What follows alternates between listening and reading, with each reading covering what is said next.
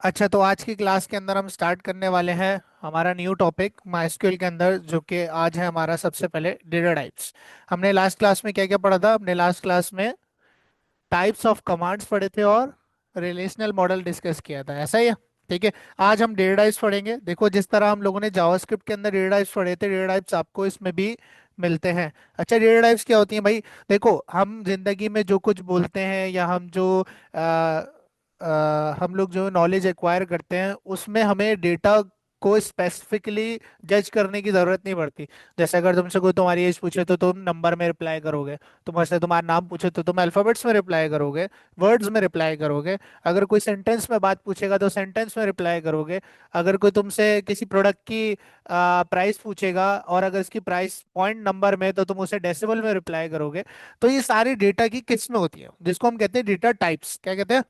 ठीक है। अल्लाह ने हमें इतना अच्छा दिमाग दिया है कि हमें इस पे थिंक करने की जरूरत नहीं पड़ती, लेकिन ये मशीन है। इस मशीन को हमें बताना पड़ता है कि जो हम डेटा प्रोवाइड कर रहे हैं वो किस किस्म का होगा, या जो हम डेटा स्टोर करना चाहते हैं वो किस किस्म का है। इसी को हम कॉन्सेप्ट कहते हैं डेटा टाइप्स। ठीक है। डेटा टाइप्स आपको प्रोग्रामिंग लैंग्वेजेस में मिलेंगे, आपको हर जगह मिलेंगे, आपको एसक्यूएल के अंदर, डेटाबेस के अंदर, बैक एंड फ्रंट एंड, हर जगह आपको डेटा टाइप्स का सामना करने को मिलेगा। जो सबसे पहली और बेसिक डेटा टाइप हम पढ़ते हुए आ रहे हैं, नंबर, यानी जिसको हम कहते हैं इंटीजर। क्या कहते हैं? इंटीजर। इंटीजर्स कहते हैं होल नंबर्स को। किसे? होल नंबर्स को। अब होल नंबर्स हमारे पास जैसे कि 3 हो गया, जैसे कि 789 हो गया, ये सारे हमारे पास कौन से नंबर्स हैं?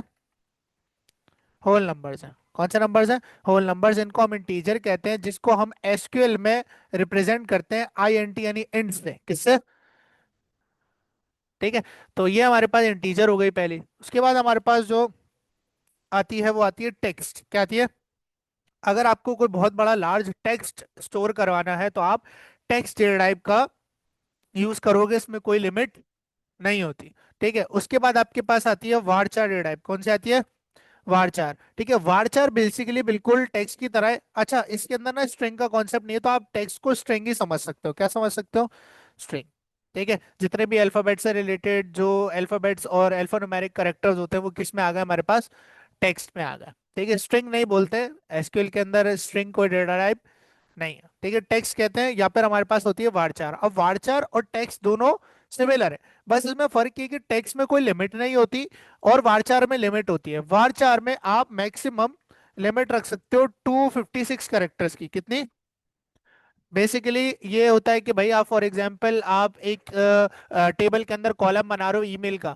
आप चाहते हो ईमेल जो है वो किसी की भी 50 कैरेक्टर से ज्यादा की नहीं होनी चाहिए। बात समझ आ रही है?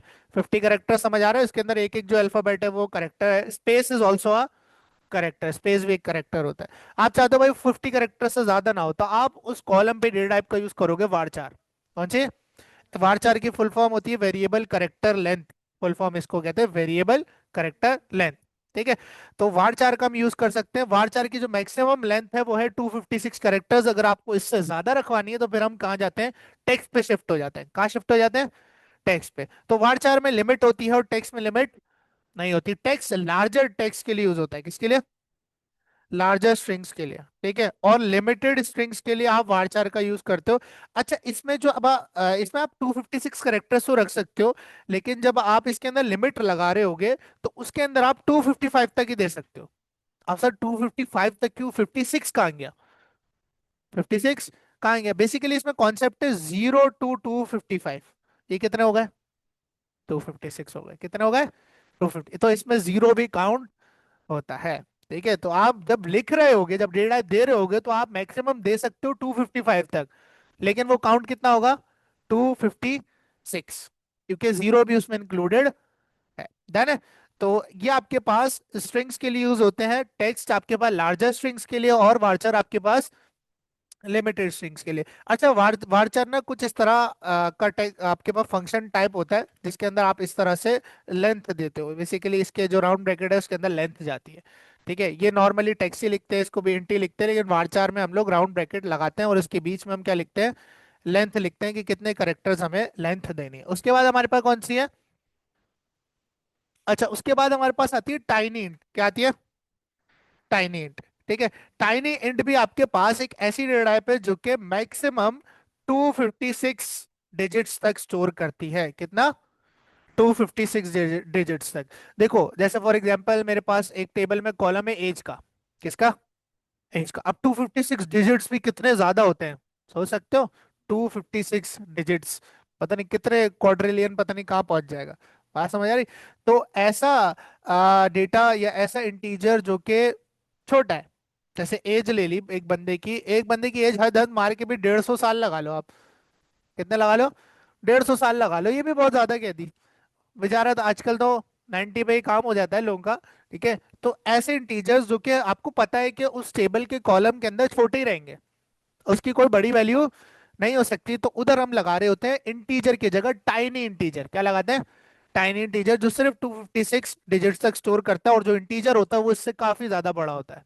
बात समझ आ गई? ठीक है। अच्छा, उसके बाद आता है आपके पास डेसिमल। क्या आता है? डेसिमल सबको पता है, फ्लोटिंग पॉइंट वैल्यूज। ठीक है। अब डेसिमल भी कुछ इस तरह का फंक्शन टाइप होता है। अब इसके अंदर क्या करते हैं, इसके अंदर दो चीजें होती हैं। ये आपसे कितनी चीजें लेता है? दो। बीच में कॉमा लगाया, एक चीज यहाँ लेगा, एक चीज यहाँ लेगा। अब देखो डेसिमल में क्या क्या चीजें लेता है। सबसे पहले नंबर ऑफ डिजिट्स। क्या मान लेता है आपसे कि भाई जो आपके पास नंबर होगा उसमें नंबर ऑफ डिजिट्स कितने होंगे। जैसे मैं बोलूं 1 2 3 4, इसमें कितने डिजिट्स हैं? चार। अगर मैं लिखूं 1 2 3 4, या रुक जाओ, 9 मैंने लिखा, 1 2 3 4 5 6 7 8, कितना लिखा? 8 दफा। तो इसमें नंबर ऑफ डिजिट्स कितने हैं इस इंटीजर में? 8 है। ठीक है। ये आपके पास सबसे पहले पूछता है, और उसके बाद आपसे पूछता है कि डेसिमल कितने डिजिट्स बाद लगाओ। बात समझ आ रही है? अच्छा, अगर मैं इसी को कॉपी करूं और इसका सिंटेक्स तो लिखूं एग्जाम्पल के साथ, तो मैं समझाऊं। अगर मैंने नंबर ऑफ डिजिट्स में लिख दिया 8, और डेसिमल में मैंने लिख दिया 2, क्या लिख दिया? 2, तो वो एंड से दो डिजिट हटाएगा और उसके बीच में लगा देगा 2। और मैक्सिमम डिजिट्स कितने हैं इसमें? अभी भी 8 है। बात समझ आ रही है? 8 डिजिट्स होने चाहिए, और डेसिमल लगेगा एंड से दो डिजिट बाद। बात समझ आ रही है? डेसिमल कितने प्लेस पे होगा और उस पूरे इंटीजर में कितने नंबर ऑफ डिजिट्स होंगे, ये दोनों चीजें। बात समझ आ गई? मैंने दो एंड से दो डिजिट बाद डेसिमल लगाया, और इसमें टोटल डिजिट्स कितने हैं? 8 है। तो इस तरह से आप डेसिमल को डिफाइन कर रहे होते हो। अच्छा, उसके बाद आपके पास आता है नेक्स्ट इनम। क्या आता है? इनम। बेसिकली इनम एक ऐसी डेटा टाइप है कि जैसे फॉर एग्जांपल ऐसा कॉलम है जिसके अंदर कुछ मखसूस वैल्यूज आ सकती है। जैसे कि जब हम कोई चीज ई कॉमर्स से ऑर्डर करते हैं, तो उसमें एक चीज होती है स्टेटस। ऑर्डर का स्टेटस जब आप ट्रैक कर रहे होते हो, उसके अंदर स्टेटस में क्या क्या आ रहा होता है? पेंडिंग, फुलफिल्ड, और डिलीवर्ड। ऐसे ही होता है ना स्टेटस में? कभी ऑनलाइन ऑर्डर किया है? किया है? स्टेटस क्या क्या होता है उसमें? एक हमारे पास पेंडिंग होता है कि भाई आपका ऑर्डर पेंडिंग है, और फुलफिल्ड हो चुका है। फुलफिल्ड का मतलब है कि जो कंपनी से आपने ऑर्डर लिया था वो पैक कर चुकी है, बट डिलीवरी के लिए रेडी है। ठीक है। और उसके बाद होता है डिलीवर्ड। क्या था? डिलीवर्ड। ये तीन स्टेटस बेसिकली आपके ऑर्डर स्टेटस पे चल रहे होते हैं, ताकि यूजर को पता चलता रहे कि उसका ऑर्डर कहाँ पहुंचा। तो ऐसा कॉलम जिसमें कुछ मखसूस वैल्यूज हो सकती हैं, कुछ स्पेसिफिक वैल्यूज हो सकती हैं, तो वहां पर हम डेटा टाइप यूज करते हैं इनम। अगर मैं यहाँ पर लिख दूं टेक्स्ट, अब टेक्स्ट में कुछ भी आ सकता है, मैं स्टेटस की जगह तैयब लिख दूं। बात समझ आ रही है? बात समझ आ रही है? ठीक है, तो इनम इस चीज को रिस्ट्रिक्ट करता है। अब इनम भी एक फंक्शन की तरह आप समझ सकते हो, उसमें भी राउंड ब्रैकेट लगते हैं, और जो जो वैल्यूज आप चाहते हो कि वही वैल्यूज इस कॉलम में है, वो आप इनम के राउंड ब्रैकेट में रिफाइन करते हो यूजिंग स्ट्रिंग्स। तो मैंने आप पहले लिख दिया भाई इनम में पहली वैल्यू होगी पेंडिंग, दूसरी होगी आपके पास फुलफिल्ड, और तीसरी आपके पास होगी डिलीवर्ड। बात समझ आई है? तो अब आपके पास ये डेटा टाइप मैं जिस भी कॉलम पर लगाऊंगा अपने टेबल की, उसके अंदर सिर्फ यही तीन वैल्यूज आ सकती हैं। अच्छा, इसमें भी एक मसला होता है, इसमें हमें जो है ना माइस्क्यूएल का स्ट्रिक्ट मोड ऑन करना पड़ता है, बाय डिफॉल्ट वो ऑन नहीं होता। तो अगर आप इनम लगाने के बावजूद कुछ और वैल्यू डालोगे ना, तो आपके पास वो वैल्यू इंसर्ट हो जाएगी। तो इसमें आपको मैं सिखाऊंगा किस तरह से आप स्ट्रिक्ट मोड ऑन करके इसे स्ट्रिक्टली बैन कर सकते हो कि भाई इसके अलावा कोई और वैल्यू नहीं आएगी। बाय डिफॉल्ट नहीं होगा, बाय डिफॉल्ट अभी मैं आपको करके दिखाऊंगा, तो आप देखना कि इसमें दूसरी वैल्यूज भी इंसर्ट हो रही होंगी। हाँ, अगर इसमें किसी ने स्ट्रिक्ट मोड ऑन किया हुआ है इस एग्जाम के अंदर, इस अपाची में, फिर आपके पास नहीं होगा, लेकिन वो हमें चेक करना पड़ेगा। ठीक है। तो स्ट्रिक्ट मोड के बिना आपके पास ही काम नहीं करेगी, है ना? ठीक है। उसके बाद आता है डेट टाइम। क्या आता है? डेट टाइम, जिसके अंदर हम डेट टाइम ले रहे होते हैं, भाई यूजर कब बना, प्रोडक्ट कब डिलीवर हुआ, ठीक है, प्रोडक्ट का फुलफिल हुआ, उसका डेट टाइम क्या था, वो सारी हम आ जाते हैं डेट टाइम में। ठीक है, डेट टाइम हम करंट वगैरह उठा रहे होते हैं, तो आपको इसको अभी मैं करके दिखा दूंगा। ठीक है, पहले हम डेटा टाइप्स हमने देख लिए हैं, अभी आपने ध्यान में रखनी है, ताकि हम जब टेबल बना रहे होंगे तो ये चीज़ इंपॉर्टेंट है। ठीक है, अब हम आते हैं कि हम रिलेशनल मॉडल जो हमने बात करी थी कि सर हम डेटाबेस बनाते हैं, डेटाबेस में टेबल्स बनाते हैं, टेबल्स के अंदर कॉलम्स बनाते हैं और कॉलम्स में डेटा पुट कर रहे होते हैं। यही बताया था ना रिलेशनल मॉडल के अंदर। हमने लास्ट क्लास में डेटाबेस बनाना सीखा था और उसे यूज करना सीखा था, शो करना भी सीखे थे डेटाबेसेस, ऐसा ही है। क्या क्या पढ़ा था हमने लास्ट क्लास में? डेटाबेस क्रिएट करना, जो हम कैसे करते हैं, क्रिएट डेटाबेस और फिर डेटाबेस का नाम आ जाता है। ठीक है, और अगर कोई डेटाबेस एक्टिव करना यूज करना हो तो यूज करके डेटाबेस का नाम, ऐसा ही है। फिर हम उसमें आगे फर्दर अपना काम प्रोसीड कर सकते हैं। ठीक है, हमने एक ही डीडीएल कमांड पढ़ी थी, वो क्या थी, क्रिएट, ऐसा ही है। कौन सी कमांड है, डीडीएल कमांड। डीडीएल कमांड वो कमांड्स होती हैं जो स्ट्रक्चर को मैनिपुलेट करती हैं, यानी स्ट्रक्चर को क्रिएट करती हैं, स्ट्रक्चर को एडिट करती हैं, स्ट्रक्चर को डिलीट कर सकते हैं, पूरा कुछ भी कर सकते हो आप स्ट्रक्चर के साथ यूजिंग डीडीएल कमांड्स। ठीक है, डेटाबेस क्रिएशन सीखी थी, डेटाबेस को यूज करना सीखा था। आज हम क्या सीखेंगे, हाँ, आज हम टेबल बनाना सीखेंगे। रिलेशनल मॉडल में दूसरी चीज क्या है, टेबल था, ऐसा ही है। डेटाबेस के बाद क्या था, जैसे एक्सेल में क्या होता है, वर्कबुक के बाद क्या बनती है, वर्कशीट, फिर वर्कशीट्स के अंदर आप टेबल बनाते हो, टेबल के अंदर कॉलम्स बनाते हो, फिर हम उसके अंदर डेटा पुट करते हैं। तो ये आपने पैटर्न याद रखना है। ठीक है, आज हम डेटा जो है ना टेबल क्रिएशन सीखेंगे कि हम एक टेबल किस तरह से क्रिएट कर सकते हैं। लाइक अगर मैं एक्सेल खोलूं, ठीक है, मेरे पास एक वर्कबुक है, ब्लैंक वर्कबुक है, यानी एक ब्लैंक डेटाबेस, उसके अंदर मैं एक टेबल बनाना चाहता हूं, जिसके अंदर मैं बच्चे की आईडी लेना चाहता हूँ, बच्चे का नाम लेना चाहता हूँ, बच्चे का ईमेल और बच्चे की एज। बात समझ आती है? ठीक है, अगर मैं इसको सेलेक्ट करूं और इसको फॉर्मेट एज टेबल कर दूं तो थोड़ा सा ये आपके पास टेबल की सूरत में आ जाएगा। ठीक है, अच्छा, उसके बाद मैंने यहाँ पर एक बच्चे का रिकॉर्ड इंसर्ट कर दिया। ठीक है, और यहाँ पर मैंने कर दिया tayyab@gmail.com। ठीक है, और यहाँ पर मैंने एक एज पुट कर दी। अच्छा, नेक्स्ट आपके पास, अब यहाँ देखो, इस कॉलम में भी तो आपके पास डेटा टाइप डिफाइंड है कि भाई आईडी में नंबर्स आएंगे, इंटीजर्स आएंगे, ई जो नाम है उसके अंदर सिर्फ करेक्टर्स आएंगे, और जो आपके पास ईमेल है उसमें ईमेल टाइप का कुछ आएगा, लेकिन ईमेल की कोई डेटा टाइप नहीं है एसक्यूएल में, तो आप इसको वारचार या टेक्स्ट की मदद से ही कर रहे होगे। यहाँ पर इंटीजर आएगा, तो ये चीज डिफाइन करना बड़ी इंपॉर्टेंट है कि ऐसा ना हो कि भाई वो एज में अपना नाम डाल रहा हो। ठीक है, अगर मैं डेटा टाइप डिफाइन कर देता हूँ अपने कॉलम की, इसमें कितने कॉलम्स हैं? चार हैं, कितने, चार हैं। इस टेबल में कितने कॉलम्स हैं, चार कॉलम्स हैं। अब देखते हैं हम जो है ना टेबल कैसे क्रिएट कर सकते हैं। अब टेबल आता है स्ट्रक्चर में, किसमें आता है, स्ट्रक्चर में। स्ट्रक्चर को मैनिपुलेट करने के लिए कौन सी टाइप्स ऑफ कमांड्स यूज होती हैं, DDL commands, data definition language commands use होती हैं। अब ऐसी कौन सी डीडीएल कमांड है जो स्ट्रक्चर को क्रिएट करती है, क्रिएट, कौन सी है, क्रिएट। भाई डेटाबेस बनाया था ना, किससे बनाया था, क्रिएट से बनाया था, किससे बनाया था, एक सेकंड रुको,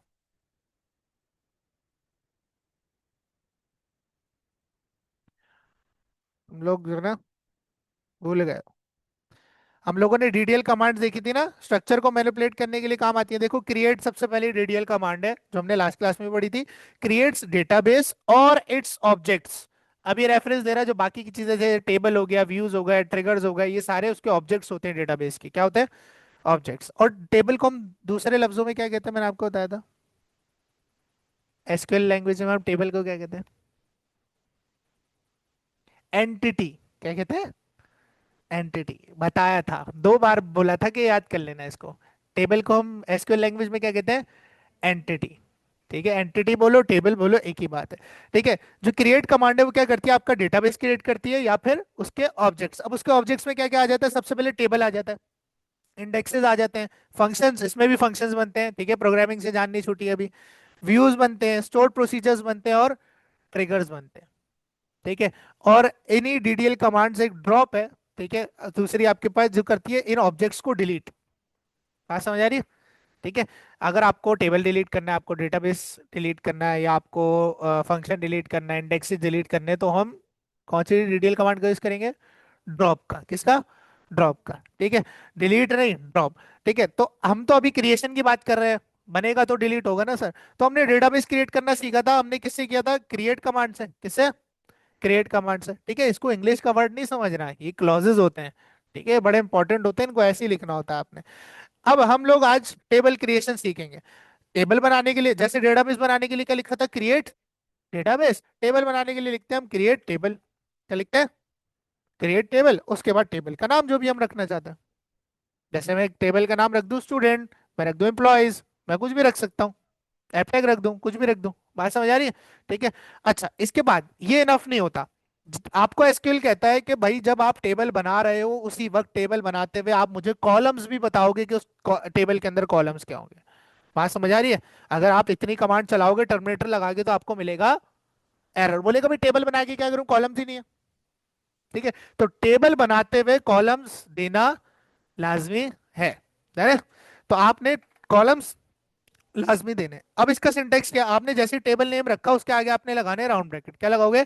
और इस राउंड ब्रैकेट के अंदर आ जाना आपने, एंटर करके आगा भाई।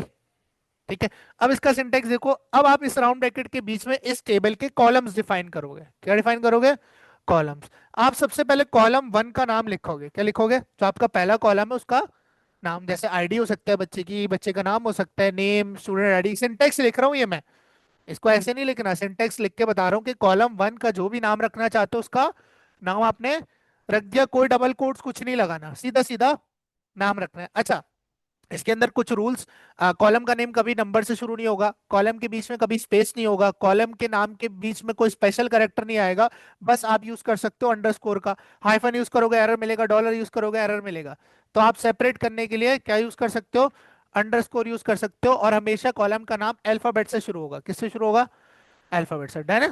ठीक है, कॉलम वन का नाम, और मैंडेटरी तौर पर उसकी डेटा टाइप उसके आगे क्या आएगी? भाई आपको कहता है एसक्यूएल के जब आप कॉलम बता रहे हो तो साथ में आप उसी की डेटा टाइप भी बताओगे कि उस कॉलम के अंदर किस डेटा, किस किस्म के डेटा आएगा, किस डेटा टाइप का डेटा आएगा। बात समझ आ रही है? जैसे अगर मैं इस कॉलम का नाम रखता आईडी, बच्चे की क्या है ये? आईडी है, तो इसकी डेटा टाइप क्या होती? Obviously integer. वारचार भी हो सकती थी, जैसे अगर आप अपनी एपटेक की आईडी देखो तो वो वारचार फॉर्म में। क्यों? क्योंकि इसमें स्टूडेंट भी लगा हुआ है। ऐसा ही स्टूडेंट 16023, ऐसे ही होती है आपकी आईडी। तो वो वारचार भी हो सकती है, जरूरी नहीं है आईडी इंटीजर में। तो कहने का मकसद ये क्या? क्रिएट टेबल, टेबल का नाम, और राउंड ब्रैकेट में आप कॉलम्स डिफाइन करोगे। जैसे हमने यहाँ पर कॉलम्स क्रिएट किए ना, ये आप इस राउंड ब्रैकेट के बीच में डिफाइन करोगे। है ना? मैंने रखा है कॉलम का नाम, और उसकी डेटा टाइप मुझे बतानी है कि उस कॉलम के बीच में किस किस्म का डेटा आएगा। भाई मैंने कहा इंटीजर्स आएंगे, कोई करेक्टर्स कुछ नहीं आएगा। बात समझ आ गई? फिर मैंने यहाँ लगाना है, अब मुझे दूसरा कॉलम कॉलम डिफाइन करना है। अब मुझे नेम का कॉलम डिफाइन करना है, तो पहले कॉलम को दूसरे कॉलम से सेपरेट करने के लिए बीच में लगता है कॉमा। क्या लगता है? कॉमा। कॉमा मार के आप इसके आगे भी लिख सकते हो और नीचे भी आ सकते हो। ठीक है, शेल के अंदर भी और कहीं पर भी। ठीक है, इससे मैटर नहीं करता। फिर आपने देना दूसरे कॉलम का नाम, नेम। अब नेम हो सकता है टेक्स्ट में भी और वारचार में भी। नेम की डेटा टाइप क्या क्या हो सकती है? टेक्स्ट भी हो सकती है और वारचार भी। स्ट्रिंग नहीं हो सकती, स्ट्रिंग नहीं है। ठीक है, अब यहाँ लिख दिया टेक्स्ट। अब यहाँ पर लॉन्गर नेम भी आ सकते हैं, लेकिन अगर आप नेम के कॉलम की जो करेक्टर्स लेंथ है उसको लिमिट करना चाहते हो, तो हम यहाँ यूज करेंगे वारचार। क्या यूज करेंगे? वारचार। और इसके बीच में मैंने लिमिट दे दी कि भाई नाम जो है वो 30 कैरेक्टर से ज्यादा नहीं होगा। तो देखो इनडायरेक्टली मैंने एक ऐसा टेबल बनाया है जिसके अंदर सिर्फ ये दो कॉलम्स है। बात समझ आ रही है? इसमें अभी डेटा मौजूद नहीं है। बात समझ आ रही है? ठीक है, तो इस तरह से आप एक टेबल क्रिएट कर सकते हो, एंड सो ऑन। आप जितने कॉलम्स चाहो आप कॉमा लगा के बना सकते हो, जितने चाहो, इसमें कोई लिमिट नहीं है ना? ठीक है, टेबल कैसे क्रिएट करते हैं? क्रिएट टेबल, टेबल का जो भी नाम रखना चाहते हो, मैंने यहाँ पर रख दिया स्टूडेंट्स। ठीक है, मैंने कहा जो स्टूडेंट्स का टेबल होगा उसके अंदर दो कॉलम्स होंगे, एक बच्चे की आईडी के लिए होगा और एक बच्चे के नाम के लिए होगा। इस तरह से आप इस तरह का कुछ टेबल क्रिएट कर सकते हो। है ना? ठीक है, आओ चेक करते हैं। इसको क्रिएट करके हम अपने शेल के अंदर हम लोग जैम को ओपन करते हैं, और जैम को ओपन करने के बाद हम लोग शेल को ओपन कर लेते हैं, अपने MariaDB शेल को। और MySQL में लॉगिन करने की क्या कमांड है? MySQL hyphen U root hyphen P. अच्छा, अगर आप हाइफन पी नहीं लगाओगे ना तो डायरेक्ट हो जाता है। ठीक है, अगर आप हाइफन पी नहीं लगाओगे तो पासवर्ड वगैरह आपसे कुछ नहीं पूछेगा। ठीक है, तो आप हाइफन पी नहीं भी लगाओ तब भी चल जाता है, क्योंकि पासवर्ड कुछ भी नहीं है। ठीक है। अच्छा, अब यहाँ पर मुझे डेटाबेस क्रिएट करना है सबसे पहले, क्योंकि टेबल तो जब ही क्रिएट होगा ना जब डेटाबेस होगा, कोई ना कोई डेटाबेस यूज करना पड़ेगा मुझे, बिना वर्कबुक के वर्कशीट तो नहीं बनाई जा सकती। ठीक है, पहले डेटाबेस क्रिएट होना चाहिए, तो मैंने किया क्रिएट डेटाबेस, और डेटाबेस का नाम क्रिएट डेटाबेस, और डेटाबेस का नाम मैं यहाँ पर रख देता हूँ माय फर्स्ट डेटाबेस। क्या रख दिया मैंने? My first database. एंटर किया, क्वेरी ओके, यानी डेटाबेस बन चुका, यूज कर सकते हैं हम इसे। क्या लिखेंगे? Use my first database. ठीक है, एंटर किया, डेटाबेस हो गया चेंज, एक्टिव हो गया। अब इसमें टेबल बनाया जा सकता है? बिल्कुल सर, बनाया जा सकता है। टेबल बनाने के लिए क्या करेंगे? क्रिएट टेबल, और फिर टेबल का नाम, मैंने कहा टेबल का नाम होगा स्टूडेंट्स। क्या होगा? स्टूडेंट्स। और फिर क्या लगेंगे? राउंड ब्रैकेट लगेंगे। ठीक है। अच्छा, आप इस तरह भी कर सकते हो, राउंड ब्रैकेट आपने ओपन किया ना, अभी टर्मिनेटर नहीं लगाया, तो आप इस तरह एंटर करके नीचे आ सकते हो। ये बेसिकली लाइन आपकी कंटिन्यू है, ये आपकी लाइन कंटिन्यू, ये क्वेरी आपकी बंद नहीं हुई है अभी। ठीक है, तो आप इसका कोड आगे से इस तरह से लिख सकते हो, ये थोड़ा सा फॉर्मेटेड लगता है। बात समझ आ गई? तो एक लाइन में लिखना चाहो एक लाइन में लिख दो, इस तरह से फॉर्मेट करके लिखना चाहो तो। हाँ, जहां टर्मिनेटर लगा दोगे वहां क्वेरी बंद हो जाएगी, अभी क्वेरी बंद नहीं हुई है, कंटिन्यू हुई हुई है। ठीक है, अब यहाँ पर मुझे स्टूडेंट के बाद क्या लिखना है? देखो मैंने क्या लिखा था, आईडी। क्या लिखना है? आईडी। भाई मेरा पहला कॉलम क्या है? सर आईडी है। उसके बाद उसकी क्या बताऊंगा? Data type. डेटा टाइप मैंने कहा सर इसकी इंटीजर होगी। क्या होगी? इंटीजर होगी। मैंने यहाँ कॉमा लगाया क्योंकि एक कॉलम हो गया खत्म। फिर मैं नीचे आ गया, अब मुझे दूसरा कॉलम बताना है। मैंने कहा दूसरा कॉलम क्या है? नेम है। नेम की डेटा टाइप मैंने रख दी सर वारचार। क्या रख दी? वारचार 30। ठीक है, फिर मैं देखो, मैंने स्टूडेंट्स का जो राउंड ब्रैकेट खोला था वो बंद नहीं किया। और एक और बात, जो आपका लास्ट कॉलम आपने डिफाइन किया उसके आखिर में कॉमा नहीं लगेगा, वरना अदरवाइज आपको एरर मिलेगा। डन है? लास्ट कॉलम है उसके आखिर में कॉमा, देखो मैंने भी नहीं लगाया, मैंने एंटर किया, अब ये राउंड ब्रैकेट किया मैंने क्लोज। अब पूरी होगी क्वेरी, ऊपर वाला राउंड ब्रैकेट भी बंद हो गया और बीच में कॉलम भी आ गया। अब लगाऊंगा मैं यहाँ पर टर्मिनेटर और एंटर करूंगा। बात समझ आई? इस क्वेरी को करता हूँ यहाँ से कॉपी, और कॉपी करने के बाद रख देता हूँ नोटपैड पे। यहाँ देखो, कुछ इस तरह आपने अपना टेबल क्रिएट करना है। ठीक है। अच्छा, ये करने के बाद आपने, अब देखो आपका टेबल क्रिएट हो गया। जैसे हम एग्जिस्टिंग डेटाबेसेस देख सकते थे using show command, show databases, इसी तरह मैं किसी डेटाबेस के एग्जिस्टिंग टेबल्स भी देख सकता हूँ using show command. Show tables, क्या करूंगा? Show tables. अच्छा, ये किस में चला रहा हूँ? माय फर्स्ट डेटाबेस में, तो मुझे टेबल्स भी किसके दिखेंगे?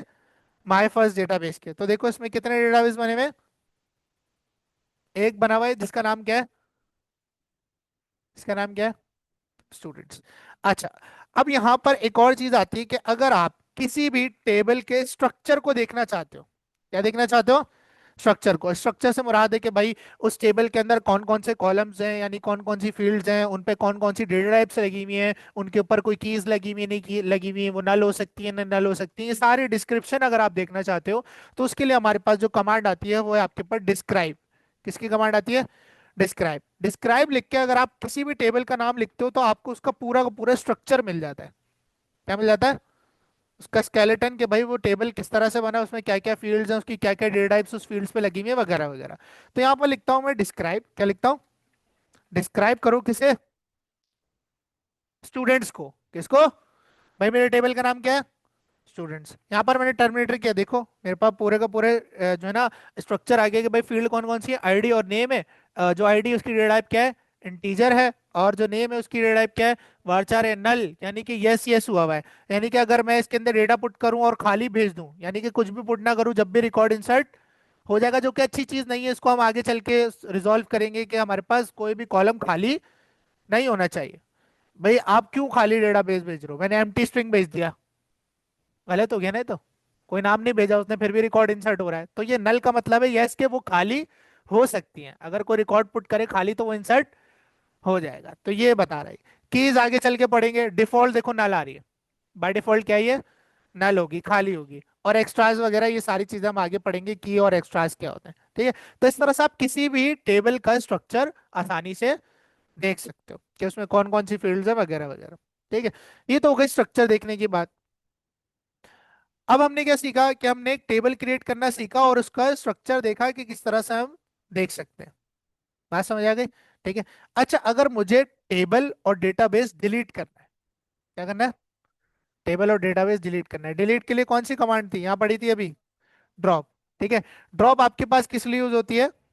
डेटाबेस और उसके ऑब्जेक्ट्स को डिलीट करने के लिए। The drop and truncate commands in SQL are used to remove data from a table but they work differently. अब यहाँ पर देखो, ड्रॉप ऑब्जेक्ट और ऑब्जेक्ट का नाम, यानी कि ड्रॉप अगर टेबल डिलीट करना है तो ऑब्जेक्ट का नाम है टेबल और टेबल का नाम, अगर टेबल डिलीट करना है तो ड्रॉप टेबल स्टूडेंट्स लिखूंगा तो क्या हो जाएगा, टेबल डिलीट हो जाएगा। आओ चेक करते हैं। यहाँ पर आया, यहाँ पर आने के बाद मैं लिखा ड्रॉप, क्या ड्रॉप करो भाई? एक ऑब्जेक्ट ड्रॉप करो, टेबल है, और टेबल का नाम यानी कि वो जो ऑब्जेक्ट है उसका नाम क्या है? स्टूडेंट्स का नाम है। मैंने कहा ड्रॉप करो टेबल को, स्टूडेंट्स को, ड्रॉप यानी डिलीट। क्वेरी ओके हो गई। अब डिस्क्राइब स्टूडेंट्स करते हैं, क्या कह रहा है? देखो डिस्क्राइब स्टूडेंट क्या क्या कह रहा है? Doesn't my first GB dot student doesn't exist. अब वो एग्जिस्ट नहीं करता। अगर मैं शो टेबल्स चलाऊं तो देखो यहाँ पर क्या कह रहा है? Empty set. एम्प्टी सेट का मतलब है कि कोई भी टेबल इस डेटाबेस में नहीं बना हुआ। ठीक है। अच्छा, डेटाबेस ड्रॉप करना हो तो क्या करेंगे? ड्रॉप डेटाबेस और डेटाबेस का नाम। मेरे डेटाबेस का नाम क्या है?